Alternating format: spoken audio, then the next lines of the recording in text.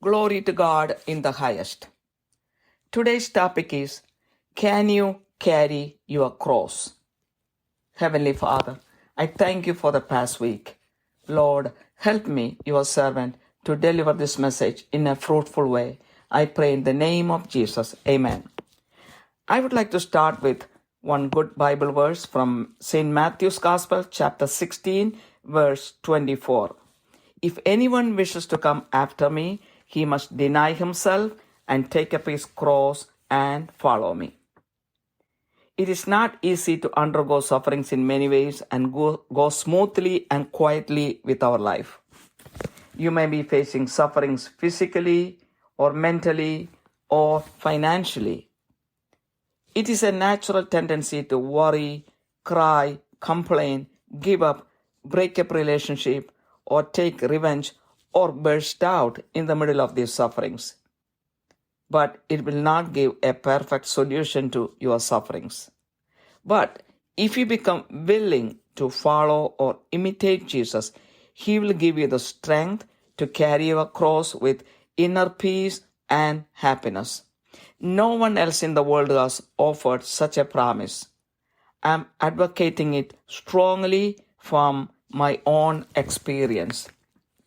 Now, why should we carry our cross? I'm giving 8 reasons. 1. Following Jesus is conditional. We have to give up our interest and carry our cross to follow Jesus.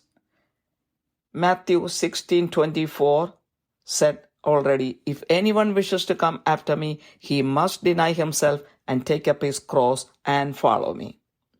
Matthew 10:38 says, and he who does not take his cross and follow after me is not worthy of me. 2. By giving up our interest, we are finding a new life with Jesus, which cannot be explained through words, but should be experienced in life. I have gone through that experience. Matthew 16:25 says, for whoever wishes to save his life will lose it, but whoever loses his life for my sake will find it.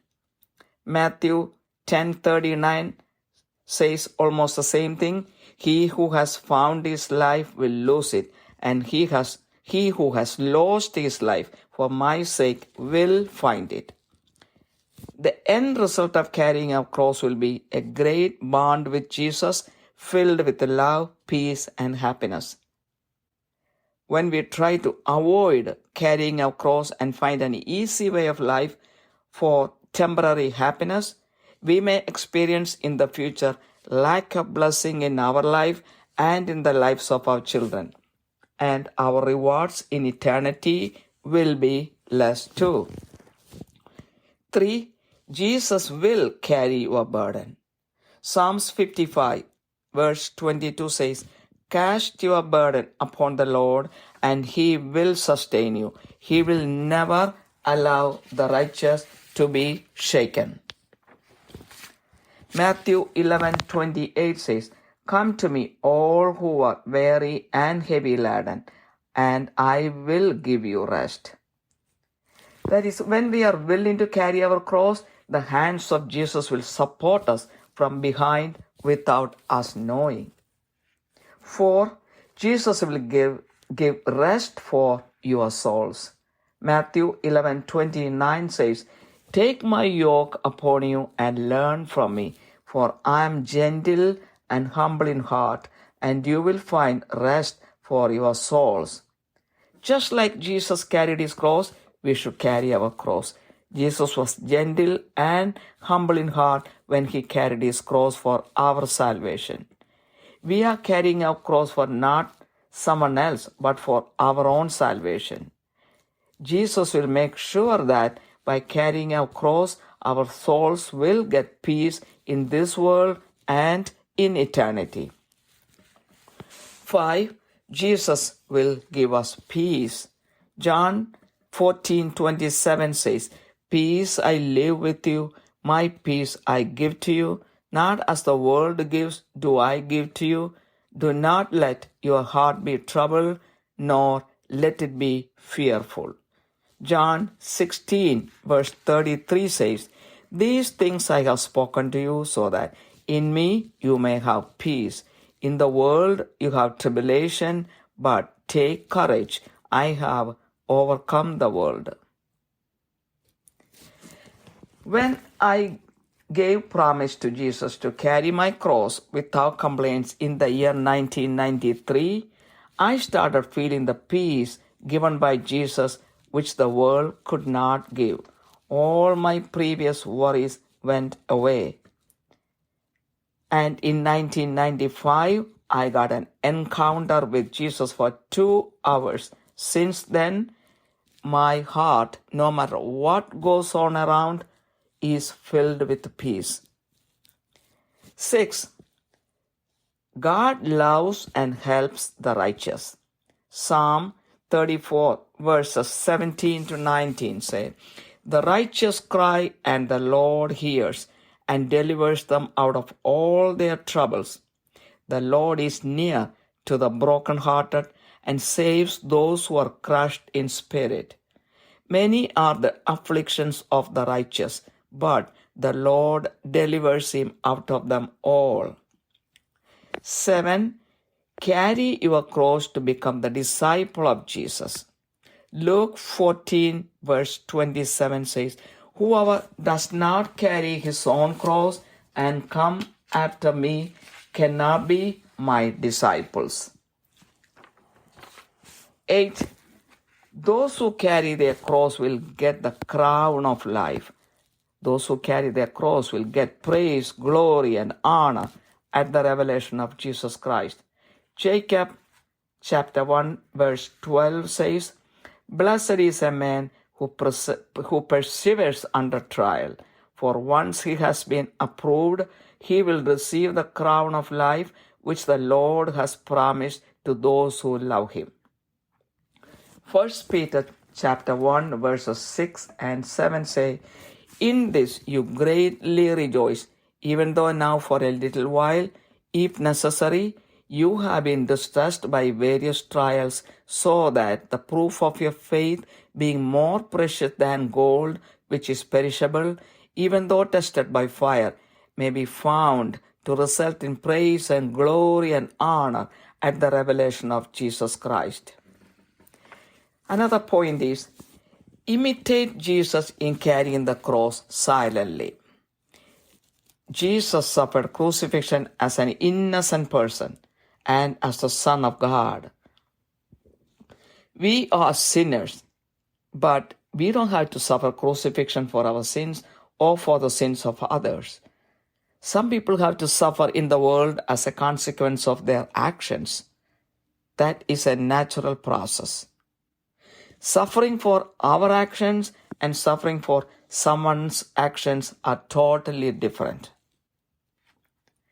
Isaiah 53 verse 7 says exactly how Jesus took his cross. It says, "Though he was harshly treated, he submitted and opened not his mouth. Like a lamb led to the slaughter, or a sheep before the shearers, he was silent and opened not his mouth." It is a natural thing that we talk to others about our sorrows for our consolation.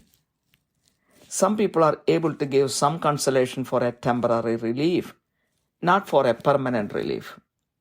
Counselors help you with the best tactics to deal with people and deal with situations.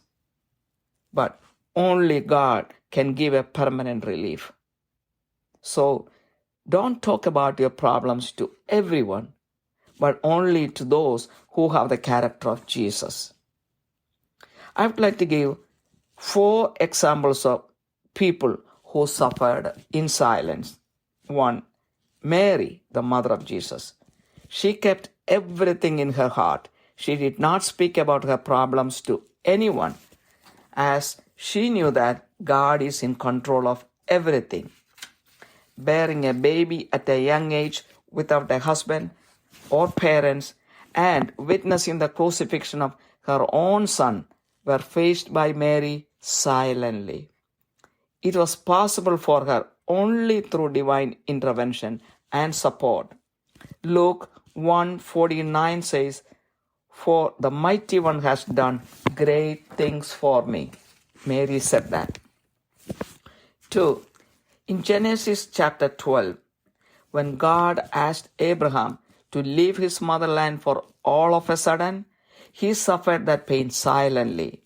In Genesis chapter 22, similarly, when Abraham was asked to sacrifice Isaac, he suffered again silently and obeyed God. So God has honored him as the father of several nations. 3. In Genesis chapter 39, when Joseph, son of Jacob, was tempted by Potiphar's wife and put in jail, he suffered it silently. God raised him to the highest position under Pharaoh. 4. When David was challenged by his enemies, he had to suffer terribly. He held on to God the whole entire time and trusted in his mercy. God delivered him from all dangers successfully. Another point is, carry your cross up to Calvary. Even though Jesus fell down in between and Simeon was asked by others to carry the cross for a while, Jesus made sure that he carried his cross up to Calvary. We should have the mentality of Jesus in carrying our cross. Each person's cross may be different. Your cross can be your children going in the wrong path, drug addiction and alcoholism in the family, unfaithful husband or wife, severe illness of a person, handicapped children in the family, financial disaster, mental abuse, and so on. Running away from the problem is not a solution. Trust in God, stay with God confidently, fight a successful war with Satan, use the word of God as your weapon, and move on. You have to carry your cross up to Calvary or up to the end to get into the glory which Jesus got. You may not have many pleasant feelings throughout your journey to Calvary, but Jesus will fill you with his peace, happiness, and strength throughout your journey. It is guaranteed, as I have been enjoying that special peace, happiness, and strength given by Jesus in my journey to Calvary, which the world cannot give.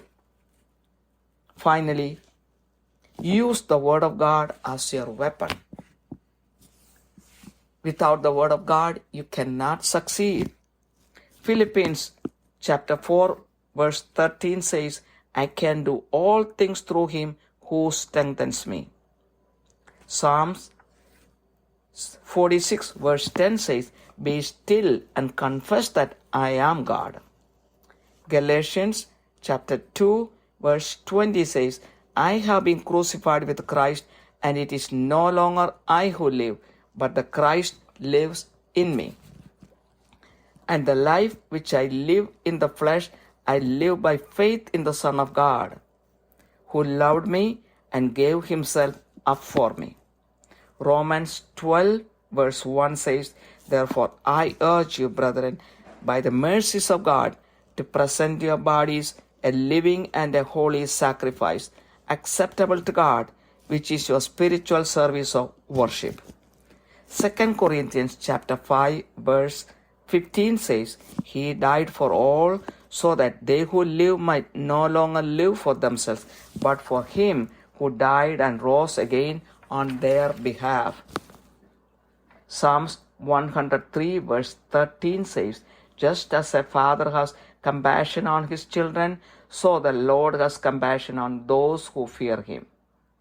Psalms 55, verse 17 says, "Evening and morning and at noon I will complain and murmur, and he will hear my voice."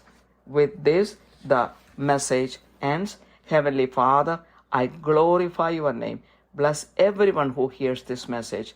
Lord, help everyone to carry their cross up to Calvary.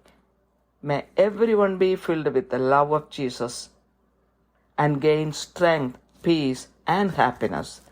Thank you, Lord, for hearing this prayer. I pray in the precious name of Jesus Christ. Amen. ദൈവതിരുനാമത്തിന് മഹത്വമുണ്ടായിരിക്കട്ടെ. ഇന്നത്തെ ചിന്താവിഷയം, നിനക്ക് നിന്റെ കുരിശ് വഹിക്കുവാൻ കഴിയുമോ എന്നുള്ളതാണ്. കാരുണ്യവാനായ സ്വർഗ്ഗസ്ഥ പിതാവേ, കഴിഞ്ഞ ഒരാഴ്ചയ്ക്കായി നന്ദി പറയുന്നു. ഇന്നത്തെ സന്ദേശം വേണ്ടതുപോലെ മറ്റുള്ളവരിലേക്ക് കൈമാറുവാൻ ഈ ദാസിയെ സഹായിക്കണമേ. യേശുവിൻ്റെ നാമത്തിൽ തന്നെ ആമേൻ. ആദ്യമായി അതിനുചിതമായ ഒരു വചനം വായിക്കുവാൻ ആഗ്രഹിക്കുന്നു. മത്തായിയുടെ സുവിശേഷം 16:24. പിന്നെ യേശു ശിഷ്യന്മാരോട് പറഞ്ഞത്, ഒരുത്തൻ എൻ്റെ പിന്നാലെ വരുവാൻ ഇച്ഛിച്ചാൽ തന്നെത്താൻ ത്യജിച്ച് തൻ്റെ ക്രൂശ് എടുത്ത് എന്നെ അനുഗമിക്കട്ടെ എന്നാണ്. പലതരത്തിലുള്ള കഷ്ടതകളിൽ കൂടിയും സഹനങ്ങളിൽ കൂടെയും പോകുമ്പോൾ ജീവിതം സ്മൂത്തായിട്ടും നിശബ്ദമായിട്ടും കൊണ്ടുപോകാൻ ഈസി അല്ല എന്നുള്ളത് എല്ലാവർക്കും അറിയാം. ഓരോരുത്തരും ഫേസ് ചെയ്യുന്നത് ഓരോ തരത്തിലുള്ള പ്രയാസങ്ങളാണ്. ഒന്നെങ്കിൽ ശാരീരികമായിട്ടുള്ളതായിരിക്കാം, അല്ലെങ്കിൽ മാനസികമായിരിക്കാം, അല്ലെങ്കിൽ സാമ്പത്തികമായിരിക്കാം, അല്ലെങ്കിൽ മറ്റു തരത്തിലുള്ളതായിരിക്കാം. ഇങ്ങനെയൊക്കെ സംഭവിക്കുമ്പോൾ സ്വാഭാവികമായ ഒരു കാര്യമാണ്, മനുഷ്യർ മനോഭാരപ്പെടും, കരയും, പരാതിപ്പെടും, എല്ലാം ഉപേക്ഷിക്കുവാനുള്ള ഒരു മനോഭാവം ഉണ്ടാകും. ബന്ധങ്ങൾ തകർക്കപ്പെടും, ചിലപ്പോൾ റിവഞ്ച് എടുക്കും, ചിലപ്പോൾ പൊട്ടിത്തെറിക്കും, അങ്ങനെ പല രീതിയിൽ. എന്നാൽ ഇതൊന്നും ഒരു ശാശ്വതമായ ഒരു പൂർണ്ണമായ പരിഹാരം ജീവിതത്തിലേക്ക് കൊണ്ടുവരുന്നില്ല.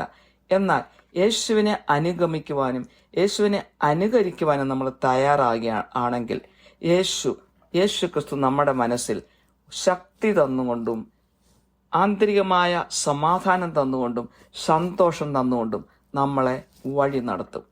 അങ്ങനെ ഒരു പ്രോമിസ്, ഒരു വാഗ്ദാനം ദൈവപുത്രനായ യേശു ക്രിസ്തു അല്ലാതെ ആരും ഈ ഭൂമിയിൽ ഇന്ന് വരെ തന്നിട്ടില്ല. അങ്ങനെ ഒരു സമാധാനം അനുഭവിച്ചു അല്ലെങ്കിൽ അനുഭവിക്കുന്ന വ്യക്തി ആയതുകൊണ്ടാണ് ധൈര്യമായിട്ട് സ്വന്തം അനുഭവത്തിൽ നിന്ന് തന്നെ ഞാനിത് എടുത്തു പറയുന്നത്. എന്തുകൊണ്ടാണ് നമ്മൾ ഈ കുരിശ്, നമ്മുടെ ഭാരങ്ങൾ വഹിക്കേണ്ടത്, സമാധാനത്തിന് വഹിക്കേണ്ടത്? 8 കാരണങ്ങൾ പറയട്ടെ. യേശുവിനെ അനുഗമിക്കുക എന്ന് പറഞ്ഞാൽ ഒരു വ്യവസ്ഥ അതിനുണ്ട്. നമ്മുടെ സ്വന്തം താല്പര്യങ്ങൾ കളഞ്ഞുകൊണ്ട് വേണം നമ്മൾ യേശുവിനെ അനുകരിക്കുവാൻ. അതാണ് മത്തായിയുടെ സുവിശേഷം 16:24 നമ്മൾ നേരത്തെ വായിച്ചത്. പിന്നെ യേശു ശിഷ്യന്മാരോട് പറഞ്ഞു, ഒരുത്തൻ എൻ്റെ പിന്നാലെ വരുവാനിച്ഛിച്ചാൽ തന്നെത്താൻ ത്യജിച്ച് തൻ്റെ ക്രൂശെടുത്ത് എന്നെ അനുഗമിക്കട്ടെ എന്ന്. അതേ അർത്ഥത്തിൽ തന്നെ മത്തായി 10:38 പറയുന്നു, എൻ്റെ കുരിശ് എടുത്ത് എന്നെ അനുഗമിക്കാത്തവനും എനിക്ക് യോഗ്യനല്ല എന്ന്. 2, നമ്മുടെ താല്പര്യങ്ങൾ നമ്മൾ കളയുമ്പോൾ യേശുവിൽ നമുക്ക് ഒരു പുതിയ ജീവിതം കണ്ടുപിടിക്കാൻ സാധിക്കും. സ്വന്തമായിട്ടുള്ള അനുഭവം എനിക്കുള്ളതും അതുതന്നെയാണ്. മത്തായി 16:25 പറയുന്നു, ആരെങ്കിലും തൻ്റെ ജീവനെ രക്ഷിപ്പാൻ ഇച്ഛിച്ചാൽ അതിനെ കളയും. എൻ്റെ നിമിത്തം ആരെങ്കിലും തൻ്റെ ജീവനെ കളഞ്ഞാൽ അതിനെ കണ്ടെത്തും എന്ന്.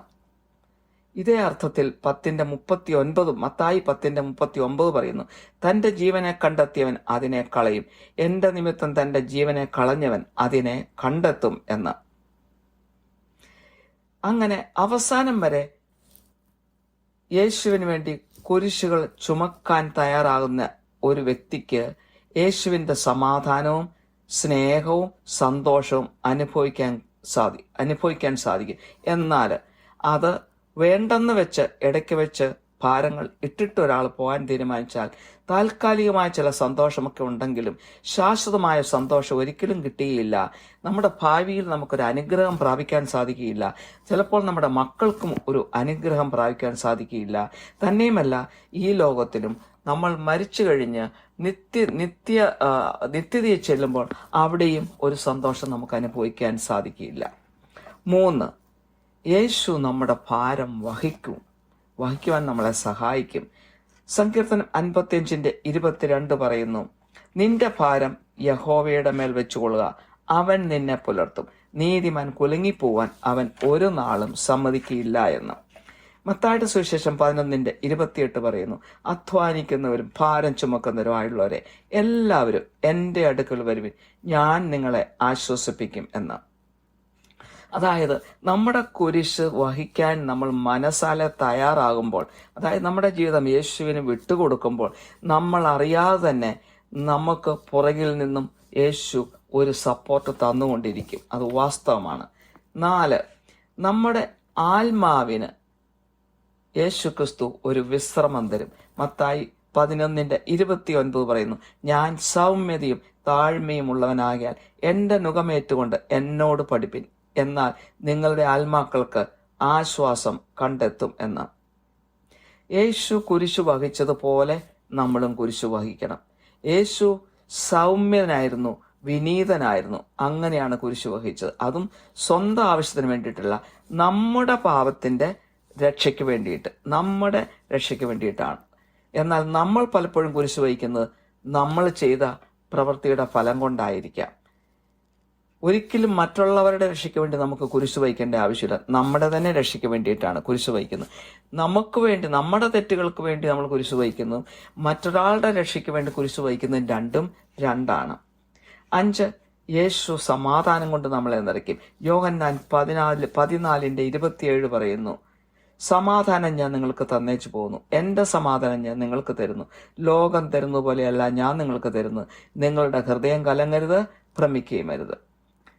യോഹന്നാൻ 16:33 പറയുന്നു, നിങ്ങൾക്ക് എന്നിൽ സമാധാനമുണ്ടാകേണ്ടതിന് ഇത് നിങ്ങളോട് സംസാരിച്ചിരിക്കുന്നു. ലോകത്തിൽ നിങ്ങൾക്ക് കഷ്ടമുണ്ട്, എങ്കിലും ധൈര്യപ്പെടുവിൻ, ഞാൻ ലോകത്തെ ജയിച്ചിരിക്കുന്നു എന്ന് യേശു പറഞ്ഞു. 1993 പലതരത്തിലുള്ള കഷ്ടതകൾ വന്നപ്പോൾ ഞാൻ എന്ത് ചെയ്യണമെന്നറിയാതെ അല്പം ബുദ്ധിമുട്ടിയെങ്കിലും ദൈവത്തോട് ആരാഞ്ഞുകൊണ്ട് ഞാൻ പറഞ്ഞു, ഞാൻ ഈ കുരിശുകൾ വഹിച്ചു കൊള്ളാമെന്ന്. അപ്പോൾ തന്നെ ദൈവം എനിക്കൊരു സമാധാനം തന്നുകൊണ്ട് എന്നെ നിറച്ചു. 2 വർഷം കഴിഞ്ഞ് 1995 യേശുവുമായിട്ടൊരു എൻകൗണ്ടർ എനിക്കുണ്ടായി, 2 മണിക്കൂർ സമയത്ത്. അതിനുശേഷം പൂർണ്ണമായി ഞാൻ യേശുവിന് വിധേയപ്പെട്ടുകൊണ്ട് ജീവിക്കാൻ തുടങ്ങി. അന്നു മുതൽ ശക്തിയും സമാധാനവും സന്തോഷവും കൊണ്ട് യേശു ക്രിസ്തു എന്നെ നിറച്ചു. സാഹചര്യങ്ങൾ അങ്ങനെ കിടന്നാലും എന്നെ ദൈവം രൂപാന്തരപ്പെടുത്തി. ഹല്ലേലൂയ.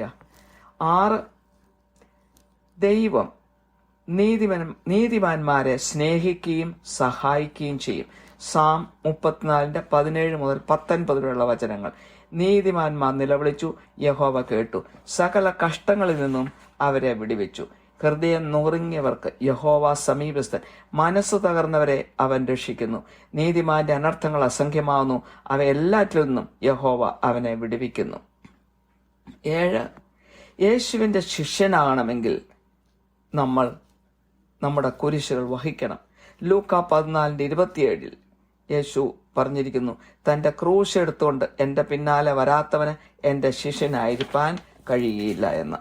8, കുരിശെടുത്തുകൊണ്ട് യേശുവിനെ അനുഗമിക്കുന്നവർക്ക് ജീവന്റെ കിരീടം കിട്ടും. യേശുവിന്റെ പ്രത്യക്ഷതയിൽ വലിയ മഹത്വം ലഭിക്കും. യാക്കോബിന്റെ ലേഖനം 1:12 പറയുന്നു, പരീക്ഷ സഹിക്കുന്ന മനുഷ്യൻ ഭാഗ്യവാൻ, അവൻ കൊള്ളാവുന്നവനായി തെളിഞ്ഞ ശേഷം കർത്താവ് തന്നെ സ്നേഹിക്കുന്നവർക്ക് വാഗ്ദത്തം ചെയ്ത ജീവകിരീടം പ്രാപിക്കും. 1 പീറ്റർ 1:6-7 വചനങ്ങൾ പറയുന്നു, അതിൽ നിങ്ങൾ ഇപ്പോൾ അല്പനേരത്തേക്ക് നാനാ പരീക്ഷകളാൽ ദുഃഖിച്ചിരിക്കേണ്ടി വന്നാലും ആനന്ദിക്കുന്നു. അഴിഞ്ഞു പോകുന്നതും തീയിൽ ശോധന കഴിക്കുന്നതുമായ പൊന്നിനേക്കാൾ നിങ്ങളുടെ വിശ്വാസത്തിന്റെ പരിശോധന വിലയേറിയതെന്ന് യേശുക്രിസ്തുവിന്റെ പ്രത്യക്ഷയിൽ പുകഴ്ചയ്ക്കും തേജസ്സിനും മാനത്തിനുമായി കാണാൻ അങ്ങനെ ഇടവരും. അടുത്ത പോയിന്റ്, കുരിശു വഹിക്കുമ്പോൾ യേശുവിനെ അനുകരിച്ചുകൊണ്ട് നിശബ്ദമായി വഹിക്കുക. ഒരു ഇന്നസെന്റ് വ്യക്തിയായിട്ടും ദൈവപുത്രനുമായിട്ടുമാണ് യേശു കുരിശു സഹിച്ചത്. എന്നാൽ നമ്മൾ പാപികളാണ്. നമ്മൾക്ക് മറ്റുള്ളവർക്ക് വേണ്ടിയിട്ട് കുരിശുമരണം ഒന്നും അനുഭവിക്കേണ്ടതായിട്ടില്ല. നമ്മുടെ തന്നെ പ്രവൃത്തികളുടെ ഫലം ചിലപ്പോൾ അനുഭവിച്ചാൽ മതി. അതൊരു നാച്ചുറൽ ആയിട്ടുള്ള ഒരു പ്രക്രിയയാണ്. എങ്ങനെയാണ് യേശു കുരിശു വഹിച്ചത്? ഐസയ 53:7 പറയുന്നു, തന്നെത്താൻ താഴ്ത്തി വായ് തുറക്കാതിരുന്നിട്ടും അവൻ പീഡിപ്പിക്കപ്പെട്ടു, കൊല്ലുവാൻ കൊണ്ടുവന്നു കുഞ്ഞാടിനെ പോലെയും രോമം കത്തിരിക്കുന്നവരുടെ മുമ്പാകെ മിണ്ടാതിരിക്കുന്ന ആടിനെ പോലെയും അവൻ വായ് തുറക്കാതിരുന്നു.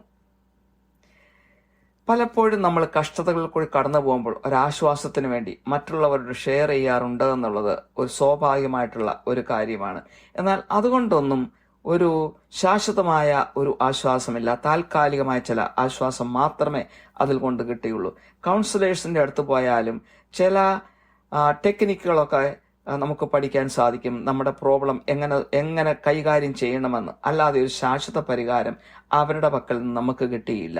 നമ്മുടെ പ്രശ്നം മറ്റുള്ളവരോട് ഇങ്ങനെ പറഞ്ഞു നടന്നുകൊണ്ട് നമുക്ക് വലിയ ആശ്വാസമൊന്നും കിട്ടാൻ പോകുന്നില്ല. എന്നാൽ യേശുവിന്റെ സ്വഭാവമുള്ളവരോട് പറഞ്ഞാൽ എന്തെങ്കിലുമൊക്കെ ആശ്വാസം കിട്ടും. അവർ നമുക്ക് വേണ്ടി പ്രാർത്ഥിക്കുകയെങ്കിലും ചെയ്യും. ഇനി നിശബ്ദമായിട്ട് കുരിശുകൾ ജീവിതത്തിൽ വഹിച്ച ഒരു 4 പേരുടെ പേരുകൾ മെൻഷൻ ചെയ്യാൻ ആഗ്രഹിക്കുന്നു. ഒന്ന്, യേശുവിന്റെ അമ്മയായ മാതാവ് തന്നെ. എല്ലാം മാതാവ് ഹൃദയത്തിൽ സംഗ്രഹിച്ചു. സ്വന്തം വിഷയങ്ങള്, പ്രശ്നങ്ങള്, മനോവേദനകൾ ആരുമായിട്ടും ഷെയർ ചെയ്തിരുന്നില്ല. കൊച്ചുപ്രായത്തിൽ തന്നെ ഗർഭിണിയായപ്പോൾ ഒരു ഹസ്ബൻഡോ മാതാപിതാക്കളോ അതൊന്ന് ഷെയർ ചെയ്യാനായിട്ട്, വിഷമം പറയാനും ഒന്നുമില്ലായിരുന്നെങ്കിലും എല്ലാം ഹൃദയത്തിൽ സംഗ്രഹിച്ചു. എന്നാൽ കുരിശുമരണത്തിന്റെ ആ രംഗത്ത് വന്നപ്പോൾ എല്ലാം നോക്കിക്കണ്ടുകൊണ്ട് ആ അമ്മ നിന്നപ്പോൾ അമ്മ അവിടെ പൊട്ടിക്കരയുകയോ ആരെങ്കിലുമായിട്ടും അത് പങ്കുവെക്കാൻ ശ്രമിക്കുകയോ ഒന്നും ചെയ്യാതെ മൗനമായിട്ട് സഹിക്കുന്നതാണ് നമ്മൾ കാണുന്നത്. ലൂക്കായുടെ സുവിശേഷം 1:49 പറയുന്നു, ശക്തനായവൻ എനിക്ക് വലിയവ ചെയ്തിരിക്കുന്നു, അവന്റെ നാമം പരിശുദ്ധം തന്നെ എന്ന്. അപ്പോൾ ദൈവത്തിൽ നിന്ന് നേരിട്ട് മാതാവിന് ശക്തി ലഭിക്കുകയായിരുന്നു. ദൈവദൂതനാണല്ലോ ദൈവത്തിന്റെ ദൂത് മാതാവിനെ അറിയിച്ചത്. അപ്പോൾ ആ ദൂത് കൊടുത്ത അന്നു മുതൽ ദൈവത്തിന് മാതാവിന്റെ കാര്യത്തിൽ ഉത്തരവാദിത്വമുണ്ട്. അവസാനം വരെ സഹിക്കാനുള്ള ശക്തി ദൈവം നേരിട്ട് കൊടുത്തു എന്നുള്ളത് ഉറപ്പാണ്. 2, ഉൽപ്പത്തി പുസ്തകം 12-ാം അധ്യായത്തിൽ ദൈവം എബ്രഹാമിനെ വിളിച്ചുകൊണ്ട് പൂർവികരുടെ ദേശം വിട്ട് പുതിയൊരു ദേശത്തേക്ക് പോകണമെന്ന് ആവശ്യപ്പെട്ടപ്പോൾ എബ്രഹാമിന് മനസ്സിൽ ഭാരവും പ്രയാസവും ഉണ്ടായിട്ടുണ്ട്. എന്നാൽ അതൊന്നും എബ്രഹാം പ്രകടിപ്പിച്ചില്ല. ഉൽപ്പത്തി പുസ്തകം 22-ാമത്തെ അധ്യായത്തിൽ നമുക്ക് കാണാം, 25 വർഷത്തോളം നോക്കിയിരുന്നുണ്ടായ ഏകജാതനെ ബലിയർപ്പിക്കണമെന്ന് ദൈവം ആവശ്യപ്പെട്ടപ്പോൾ ഒന്നും ചോദിക്കാതെ മൗനമായിട്ട് സഹിച്ചുകൊണ്ട് ദൈവത്തെ അനുസരിക്കുന്ന എബ്രഹാം, ആ എബ്രഹാമിനെ എല്ലാ ജനതകളുടെയും അനേക ജനതകളുടെ പിതാവാക്കി ദൈവം ഉയർത്തി. 3, ഉൽപ്പത്തി പുസ്തകം 39-ാം അധ്യായത്തിലേക്ക് വരുമ്പോൾ പൊത്തിഫറിന്റെ ഭാര്യയുടെ ശല്യം കൊണ്ട് ജയിലിൽ അടയ്ക്കപ്പെട്ട ജോസഫ് എല്ലാം മൗനമായിട്ട് സഹിച്ചു. അതിന്റെ ഫലമായി ഫറവോ കഴിഞ്ഞാൽ ഏറ്റവും അടുത്ത വലിയ ഒരു സ്ഥാനത്തേക്ക് ജോസഫ് ഉയർത്തപ്പെടുകയാണ്. 4, ദാവീദ് അനേകം വെല്ലുവിളികൾ ജീവിതത്തിൽ നേരിട്ടു.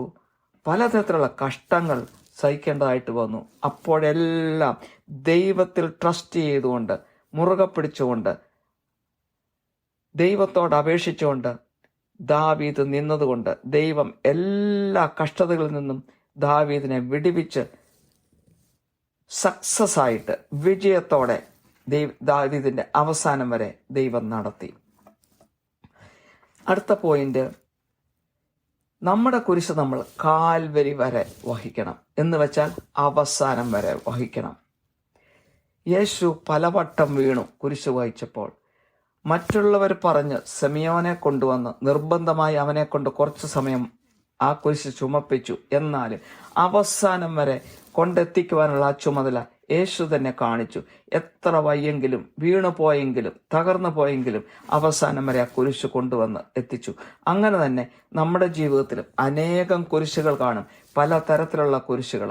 ചിലപ്പോൾ മക്കളെ കൊണ്ടുള്ള കുരിശായിരിക്കാം, മക്കളുടെ ദുർമാർഗത്തിലുള്ള ജീവിതമായിരിക്കാം, നമ്മുടെ കുടുംബത്തിൽ തന്നെയുള്ള ഡ്രഗ് അഡിക്ഷനും മദ്യപാനവുമായിരിക്കാം, അല്ലെങ്കിൽ അവിശ്വസ്തരായ ഭാര്യയും ഭർത്താവുമായിരിക്കാം, അല്ലെങ്കിൽ മാരകമായ രോഗങ്ങളായിരിക്കാം, ഹാൻഡിക്യാപ്ഡ് ആയിട്ടുണ്ടായിട്ടുള്ള മക്കളായിരിക്കാം, സാമ്പത്തിക ഭാരമായിരിക്കാം, മാനസിക പീഡനങ്ങളായിരിക്കാം. അങ്ങനെ അനേകം ആയിട്ടുള്ള വിഷയങ്ങൾ നമ്മുടെ ജീവിതത്തിൽ കടന്നു വരാം. എന്തുമായിക്കൊള്ളട്ടെ, ഈ പ്രശ്നങ്ങളിൽ നിന്ന് ഓടിയകലുന്നത് അതിനൊരു പരിഹാരമല്ല.